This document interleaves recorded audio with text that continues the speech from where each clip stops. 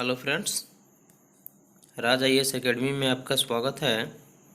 आज मैं खेल कूद से संबंधित कुछ ऐसे प्रश्न के बारे में बताने जा रहा हूं जो कि सभी प्रतियोगी परीक्षाओं में पूछे जाने वाला महत्वपूर्ण प्रश्न है। अगर आप मेरे चैनल पर नए हैं तो सब्सक्राइब कर लें और बेल आइकन दबा दें ताकि सभी नोटिफिकेशन आपको मिलता रहे। तो चलिए, आज का पहला प्रश्न है, ओलंपिक के किसी स्पर्धा के फाइनल तक पहुंचने वाली प्रथम भारतीय महिला कौन है? तो ओलंपिक के किसी स्पर्धा के फाइनल तक पहुंचने वाली प्रथम भारतीय महिला जो है वह PT उषा है, जिसको उड़न परी के नाम से भी जाना जाता है।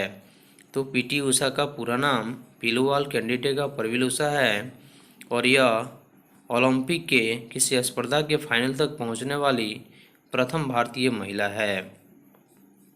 अगला प्रश्न है, किस खेलकूद व्यक्तिगत को पायली एक्सप्रेस के नाम से जाना जाता है? तो PT उषा को ही खेलकूद व्यक्तिगत को PT उषा को ही पायली एक्सप्रेस के नाम से जाना जाता है और इसे भारत की उड़न परी के नाम से भी जाना जाता है। अगला प्रश्न है, वह कौन सा खिलाड़ी है जिसने क्रिकेट एवं हॉकी में भारत का प्रतिनिधित्व किया था? तो क्रिकेट एवं हॉकी में भारत का प्रतिनिधित्व करने वाला जो खिलाड़ी है वह MJ गोपालन है, जिन्होंने क्रिकेट एवं हॉकी में भारत का प्रतिनिधित्व किया था। अगला प्रश्न है, टू फेल विद हॉकी नामक पुस्तक की रचना किस हॉकी खिलाड़ी ने की है? तो टू हेल विद हॉकी नामक पुस्तक की जो रचना की है वह असलम शेर खान ने। तो ये हॉकी खिलाड़ी हैं जिन्होंने टू फेल विद हॉकी नामक पुस्तक की रचना की, असलम शेर खान ने। अगला प्रश्न है, किसी भी विश्व चैंपियनशिप में पदक जीतने वाली पहली भारतीय एथलीट कौन है? तो अंजू बॉबी जॉर्ज है, जिन्होंने विश्व चैंपियनशिप में पदक जीतने वाली प्रथम भारतीय एथलीट है। अगला प्रश्न है, भूटान का राष्ट्रीय खेल क्या है? तो भूटान का राष्ट्रीय खेल जो है वह तीरंदाजी है। अगला प्रश्न है, Laxmibai National Institute of Physical Education कहाँ स्थित है? तो Laxmibai National Institute of Physical Education जो स्थित है वह जगह है आपका ग्वालियर में। तो ग्वालियर में Laxmibai National Institute of Physical Education स्थित है। अगला प्रश्न है, एशियाई खेल का नामकरण किसने किया था? तो एशियाई खेल का जो नामकरण किए थे वे थे पंडित जवाहरलाल नेहरू, जो स्वतंत्र भारत के प्रथम प्रधानमंत्री थे, जिन्होंने एशियाई खेल का नामकरण किया था। अगला प्रश्न है, ओलंपिक के आदर्श उद्देश्य वाक्य क्या है? तो ओलंपिक के आदर्श उद्देश्य वाक्य जो है वह आपका अल्टियस, सिटियस और फोर्टियस है, जो ओलंपिक के आदर्श उद्देश्य वाक्य है। अगला प्रश्न है, भारत ने कितनी बार ओलंपिक खेल में हॉकी का स्वर्ण पदक जीता? तो भारत ने 8 बार ओलंपिक खेल में हॉकी का स्वर्ण पदक जीता। अगला प्रश्न है, पंजाब के जालंधर जिले के किस गांव को नर्सरी ऑफ हॉकी प्लेयर्स कहा जाता है? तो पंजाब के जालंधर के जालंधर जिला का जो संसारपुर गांव है उस गांव को नर्सरी ऑफ हॉकी प्लेयर्स कहा जाता है। जो संसारपुर गांव है जो कि पंजाब के जालंधर जिला में स्थित है और उसी को nursery of the hockey players कहा जाता है। अगला प्रश्न है, गोल्फ गेंद का वजन कितना होता है?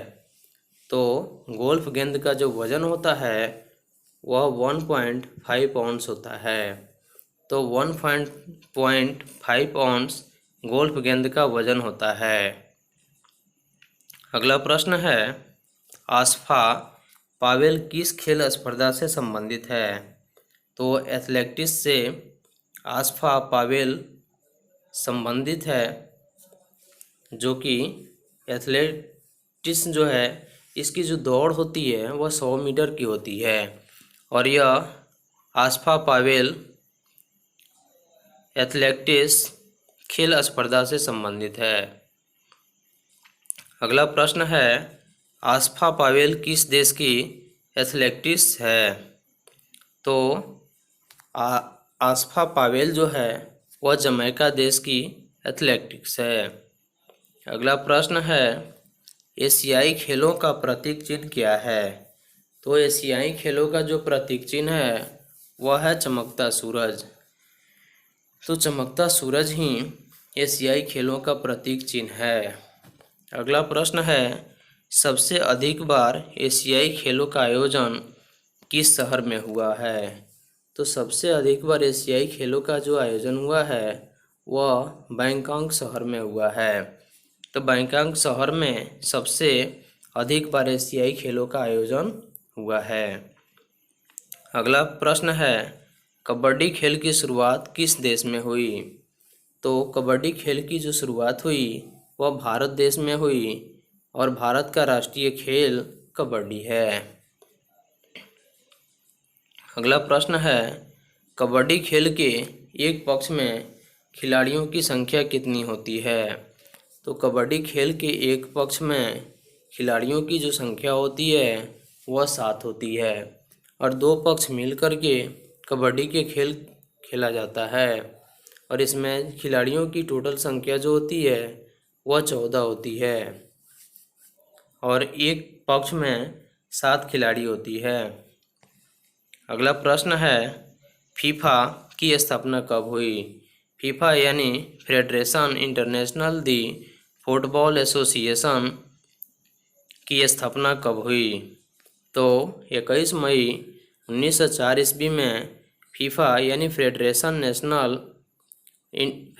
इंटरनेशनल दी फुटबॉल एसोसिएशन की स्थापना 21 मई 1904 ईस्वी में हुई। अगला प्रश्न है, फुटबॉल के गोल पोस्ट की चौड़ाई कितनी होती है? तो फुटबॉल के गोल पोस्ट की जो चौड़ाई होती है वह 24.66 फीट होती है यानी 7.32 मीटर होती है। तो फुटबॉल के गोल पोस्ट की चौड़ाई 24.66 फीट होती है लगभग। अगला प्रश्न है, भारत में टेबल टेनिस सर्वप्रथम कब खेला गया? तो भारत में टेबल टेनिस सर्वप्रथम 1911 ईस्वी में खेला गया।